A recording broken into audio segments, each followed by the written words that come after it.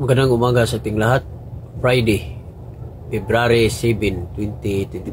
Ito po ang salita ng ating Panginoong Diyos na pagkain ng ating kaluluwa kuha sa Marcos 6:14 hanggang 29. Ang pagkamatay ni Juan na tagapagbautismo. Nakarating kay Haring Herodes ang balita tungkol kay Jesus sapagkat nakikilala na siya ng maraming tao. May mga nag-akakala na si Juan na tagapagbautismo ay muling nabuhay kaya si Jesus ay nakagawa ng mga himala. Ngunit mayroon ding nagsasabi na siya si Propeta Elias at may iba pang nagsasabing siya ay isang propeta katulad ng mga propeta noong unang panahon. Nang ito'y narinig ni Herodes, sinabi niya, siya ay si Juan na aking pinapugutan ng ulo. Muli siyang nabuhay. Si Herodes mismo ang nagpahuli at nagpabilanggo kay Juan dahil sa kagustuhan ni Herodias.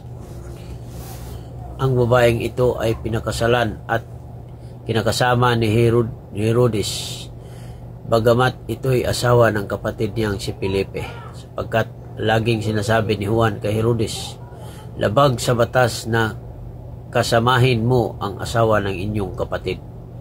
At dahil dito, si Herodias ay nagkimkim ng galit kay Juan at ibig niyang itong ipapatay.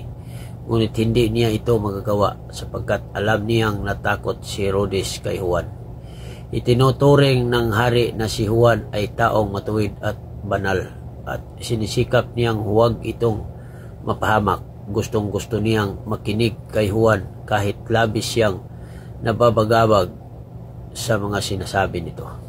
Subalit nagkaroon din ng pagkakataon si Herodias na ipapatay si Juan nang sumapit ang karawan Herodes. Si Herodes ay nagpahanda ng malalaking salo-salo at inanyayahan niya ang kaniyang mga opisyal, mga pinuno ng hukbo at ang mga pangunahing mamamayan ng Galilea. Nang pumasok ang anak na babae ni Herodias at nagsayaw, labis na nasiyahan si Herodes at ang mga panauhin kaya't sinabi ng hari sa dalaga, hingin mo ang anumang nais mo at ibigay ko sa iyo.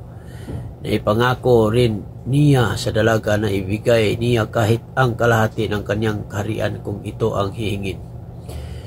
Kaya't lumabas ang dalaga at tinanong ang kanyang ina, ano po ang hihingin ko? Ang ulo ni Juan at tagapagbautismo, sagot ng ina.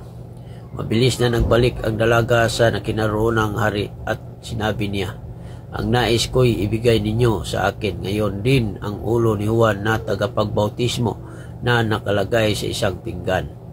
Labis na nalungkot ang hari, subalit dahil sa kanyang sumpang narinig ng mga panauhin, hindi niya matanggihan ang dalaga.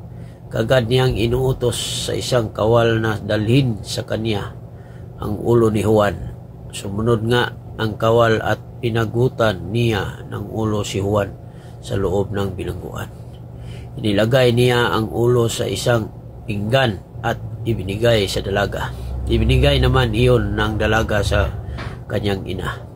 Nang mabalitan ito ng mga alagad ni Juan, kinuha nila ang kanyang bangkay at inilibing. Ito po, salita ng ating Panginoong Diyos. Don't forget to like, share my post. Thank you. God bless us all.